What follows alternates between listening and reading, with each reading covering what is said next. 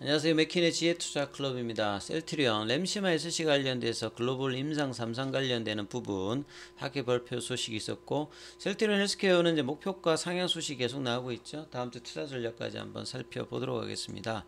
먼저 차트를 통해서 살펴보도록 하겠습니다. 최근에 이제 외국인 기관들 수급들이 견주하면서 어제는 장중에 돌파의 어떤 기대감까지도 나올 만큼 굉장히 좀 강력한 흐름들이 나왔다가 윗꼬리가 나오면서 오늘은 보시면 장중에 프로그램도 좀 매도가 나왔고요. 외국계 기관들도 양매도가 나오면서 월선은 깨지 않았습니다만 이제 음봉이 좀 나왔다는 부분이 좀 아쉽습니다. 최근에 어떤 수급 개선이 나왔다가 조금 이제 이틀 정도 조정을 좀 받는 모습이죠. 헬스케어 같은 경우에도 어제 윗꼬리, 오늘은 볼린저 밴드 상단 태깅의 흐름을 있으면서 좀 빠졌고요. 제약 같은 경우에도 오늘도 윗꼬리가 나와서 이 볼린저 밴드 상단을 다시 한번 넘어가느냐, 이거 넘어가지 못하면서 올선 위에서 이 볼린저 밴드 상단 태깅은 못하면서 5일선 어떤 지지 흐름을 좀 나왔다는 부분이 좀 상당히 좀 아쉬웠죠. 자, 현물 관련되는 부분에서도 외국인들이 어제에서 오늘도 좀 매도를 했고요. 기관들 계속 이제 최근에 매수만 하다가 오늘 소폭 좀 매도를 하면서 수급이 오늘은 조금 안 좋았죠.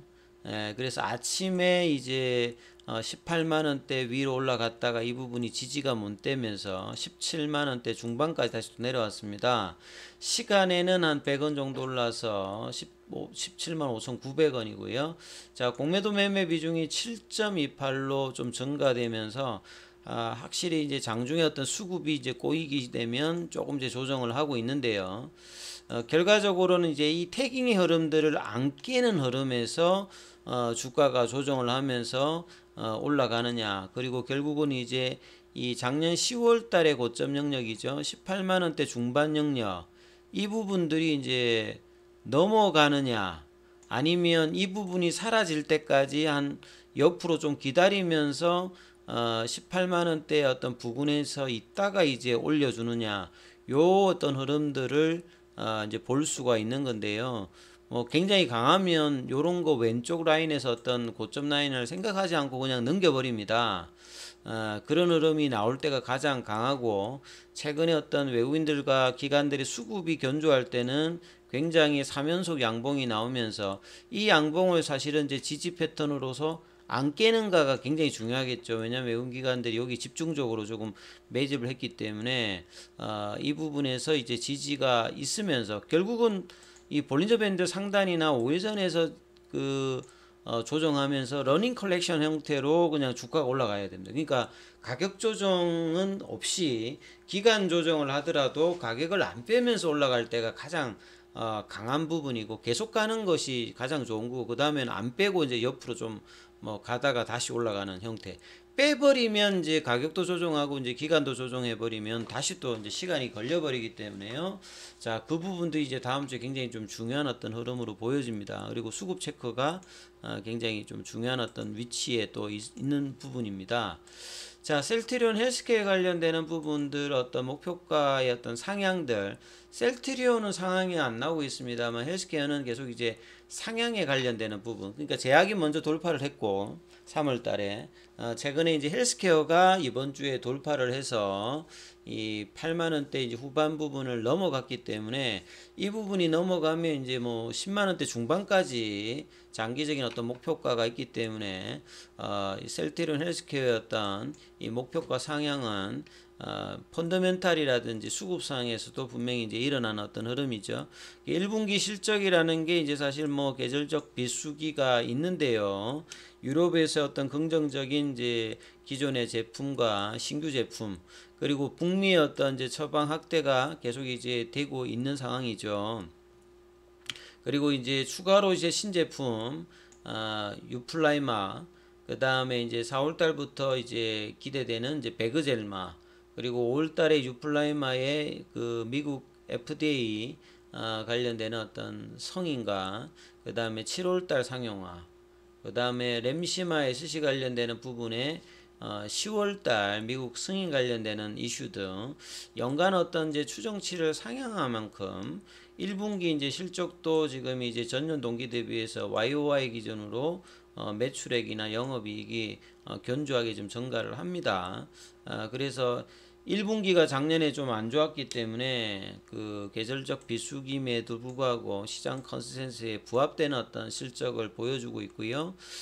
그래서 모멘텀이라든지 실적에 관련되는 부분들 그에 비해서 주가는 굉장히 낮았던 부분에서 이제 단기간에 좀 이제 급등한 부분이 있겠습니다만 중기 추세적으로 가는 어떤 흐름들의 어떤 기대감을 가지고 있는 상황이죠. 그 다음에 이제 이 AOCC 관련되는 학회 여기가 보시게 되면 뭐 부산지 백스코에서 이제 오늘하고 내일 정도까지 진행됩니다. 11차니까 뭐 이렇게 저기 학회 관련해서 그렇게 오래된 학회는 아니죠. 아시아권에서 이제 2013년도에 처음으로 해가지고 IBD 이제 전문가들이 모여가지고 이제 의견을 공유하는 이제 국제 학술대예요. 이 염증성 장질환 관련되는 부분에 보면 크게 보면 이제 여기에 보면 크론병이 있고요. 그 다음에 이제 이 컬리티스 이게 이제 뭐 대장염이라고 보시면 되겠죠. 그래서 이제 염증성 장질환 이제 보통 장질환 가면 이제 감염성이 있고 뭐 비감염성이 있는데 감염성 같은 경우는 보통 자연 치유가 되죠. 설사 좀 하고 난 다음에. 근데 이제 비감염성에 이제 이 뭐 클론병이라든지 그 다음에 이제 뭐 궤양성 뭐 대장염이라든지 요런 것들이 걸리게 되면 이제 약 처방을 좀 해야 되는 어떤 상태인데요. 그래서 이제 셀트리온 같은 경우에는 이 크론병과 이제 궤양성 대장염 환자 344명, 438명 대상으로 해가지고 이 미국의 이제 그 램시마 SC 관련되는 부분 데이터 이 관련되는 부분 발표라고 보시면 되는데 그래서 6주차 동안에 IB 제형으로 투여하고 난 다음에 그 다음에 이제 램시마 SC 투여군으로 이제 전환하고 난 다음에 이걸 이제 대조군하고 해서 2대1로 배정하고 난 다음에 이제 유효성 측면에 통계적 우위성이라든지 안전성을 확인했다는 그 데이터 발표인 거죠. 그래서 이제 부작용도 뭐 특별히 우려사항이 지금 없는 상태고 이미 이제 유럽에서는 크론병 대장염 합회에서도 현지 의료진들의 굉장히 그 호응도가 높았기 때문에 유럽에서는 램시마 SC의 성장폭이 굉장히 좋습니다. 그리고 미국에서도 올해 이제 연내에 10월달 정도에 이제 허가가 된다라고 하면 기존의 램시마 IB 제형과 더불어서 듀얼 포메이션으로 형태로 이 점유율이 계속 높아질 수 있는 이런 어떤 기대감들이 있다라고 봐야 되겠죠. 그래서 램시마 SC 같은 경우에는 유럽 내 어떤 점유율 자체도 계속 이제 좋아지고 올해까지 고성장이 되기 때문에요. 이 셀트리온과 셀트리온 헬스케어의 어떤 수익성 관련되는 부분에서 상당히 긍정적인 어떤 영향을 준다 이렇게 봐야 되겠습니다. 자, 그래서 이제 셀트리온 관련되는 부분에서 이제 뭐 다른 기사에도 학회 관련되는 이야기들이 계속 있지요. 이 부분도 있고 그 다음에 이제 셀트리온이 이제 모달리티 관련되는 부분 이야기가 있는데요. 이 모달리티는 이제 과거에는 보면 이 바이오 약품이 나오기 전에는 대부분이 이제 저분자 함물질 형태로 약이 처방이 되었죠. 이제 빅파마 입장에서도 이 블록버스터 제품들이 대부분 이제 저분자 함물질은 쉽게 말해서 이제 세포 분자 구조가 좀 작으니까 세포 내로 이제 그 들어가서 몸 안에 이제 타켓을 하는 어떤 형태였는데 그거보다 이제 바이오 약품은 고분자 형태이기 때문에 세포 내로 못 들어가죠. 그러다 보니까 이제 세포 외피 쪽에 있는 이제 타켓의 단백질 형태로 항원 항체 형태로 이제 접근해 가지고 기전하는 어떤 항체 치료제 이런 것들도 일종 모달리티가 달라지는 거죠. 그래서 뭐 ADC 같은 경우에도 뭐 그런 형태고 그래서 약을 어떤 타켓하는 어떤 기질 자체가 좀 가져가고 좀 많이 달라져 있습니다. 바이오 약품들이 이제 나오면서 그래서 이제 차세대 신약 개발 모달리티는 이 마이크로바이옴이라고 하는 것도 이제 좀 다른 어떤 기전이기 때문에 이제 모달리티가 다르다. 그래서 셀트리온이 신약 개발에서 모달리티 여러 가지를 하고 있는데 뭐 ADC도 있고 이중항체 뭐 mRNA, 그다음에 마이크로바이옴 이런 것들이 이제 모달리티를 다양하게 하는데 이런 부분들에 대해서 마이크로바이옴 쪽은 이제 창업 멤버로 공정 개발에 이제 인프라 구축한 이 이수영 신약 연구 본부장 이 부분이 이제 좀 주도한다. 지금 이제 그